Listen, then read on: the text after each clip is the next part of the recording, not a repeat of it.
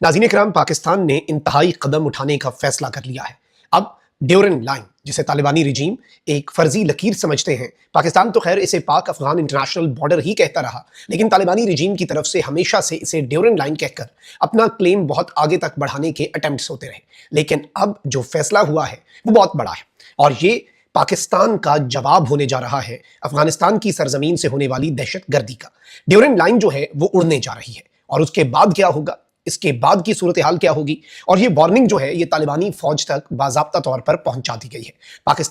पाकिस्तान की military leadership ने कुछ बहुत सख्त फैसले लेने का इस वक्त जो कदम है पहला वो उठा लिया है और कुछ बहुत सख्त फैसले लिए जा चुके हैं। इस्लामाबाद में होने वाला हमला, वाना कैडेट कॉलेज पर होने वाला हमला, इससे ये बात समझ आती है कि इस वक्त दुश्मन के अज़ाइम इंतहाई खतरनाक है और पाकिस्तान ने इत्माम हुज्जत इससे पहले कर दिया था। पाकिस्तान ने अफगानिस्तान के अंदर जो तालिबान के TTP के ठिकानों को निशाना बनाया, उसके बाद तालिबानी रजीम ने जो जंग शुरू की उसका भी भरपूर जवाब दिया, लेकिन उसके बावजूद पाकिस्तान ने डिप्लोमेसी को चांस दिया, पाकिस्तान ने मुज़ाकरात को चांस दिया और पूरी दुनिया ने देखा कि पाकिस्तान ने मुज़ाकरात के अंदर नेक नियति के साथ अपना जो रोल है वो अदा किया।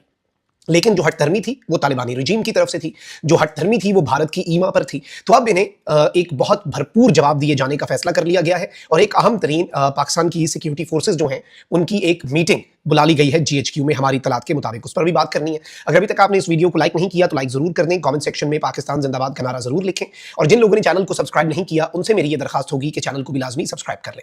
नाज़रीन इकराम, सबसे पहले तो मैं आपको ये बताऊं कि पाकिस्तान जो है उसने ये कंफर्म किया है कि पाकिस्तान के जो ट्रूप्स हैं वो अफगानिस्तान के बॉर्डर के ऊपर सीज फायर को मॉनिटर कर रहे हैं और ये कहना अब कबल अज़ वक्त होगा कि ये जो ट्रूस है, ये जो सीज फायर का मुआहिदा है, क्या ये इंटैक्ट है भी या नहीं।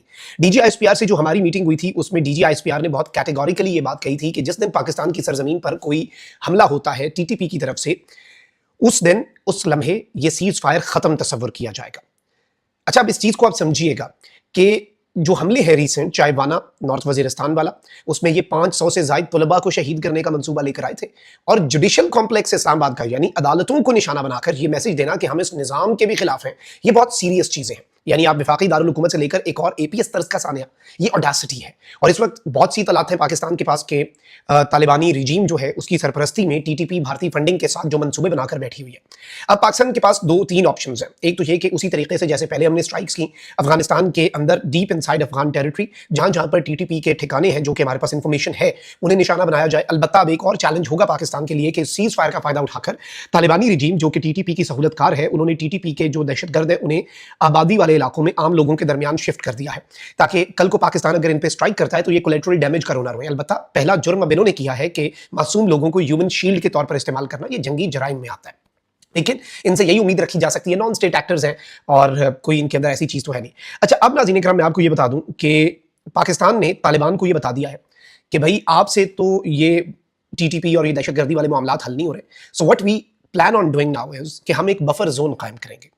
ये बफर जोन क्या होता है? बफर जोन मतलब पाकिस्तान और अफगानिस्तान के दरमियान एक पट्टी, ये चंद किलोमीटर पर मुहित एक स्ट्रेच होगा जिसे बफर जोन कहा जाएगा और ये बेसिकली असल वो जोन होगा जिस पे अफगानिस्तान का कंट्रोल फिर नहीं रहेगा, इस पे पाकिस्तान का कंट्रोल भी होगा और पाकिस्तान भी इस जोन में है। पाकिस्तान की सरजमीन पर आने से पहले ही जो एक पूरी पट्टी है उसे इस वक्त बाज़ाब्ता तौर पर बनाया जाएगा, एस्टैब्लिश किया जाएगा और इससे वो जो ड्यूरन लाइन वाले हैं उनकी बड़ी अच्छी तसल्ली होने जा रही है और TTP के जो दहशतगर्द हैं वो पाकिस्तान में एंटर ना हो, इसलिए पाकिस्तान जो है वो ये करेगा। और अगर अफगान तालिबान जो है वो इस बफर जोन के ऊपर हामी नहीं भरते,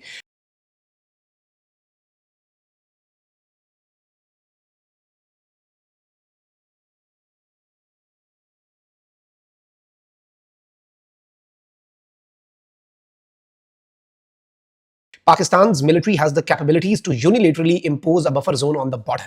पाकिस्तान ये वार्न कर दिया गया है तालिबानी रिजीम को कि भाई अगर आप इस बफर जोन के क़याम में हमारे साथ ताउन नहीं करते तो हम यकतरफा इकदाम करके इस पूरे जोन के अंदर एक बफर जोन कायम करने की सलाहियत रखते हैं। We have the capability, we have the resolve as well. आपने देख लिया, घुस के भी मार लिया।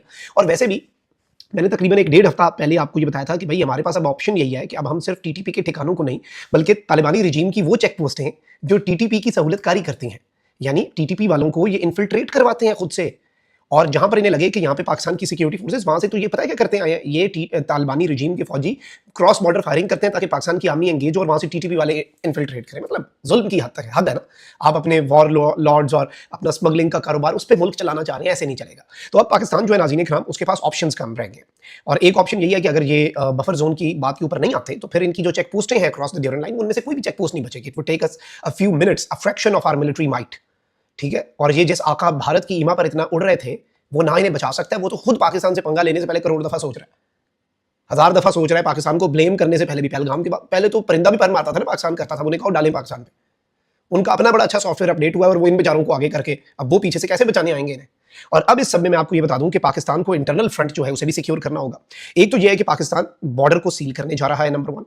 नंबर 2, विद और विदाउट तालिबानी रिजीम बफर जोन बनने जा रहा है। अगर उनके, जो कि वो नहीं मानेंगे बाय द वे, लेकिन अगर वो मान जाते हैं तो बड़े आराम सुकून से बन जाएगा, नहीं मानते तो फिर फेंटा भी लगेगा और बफर जोन भी बनेगा, 100 प्याज और 100 जूते भी होंगे।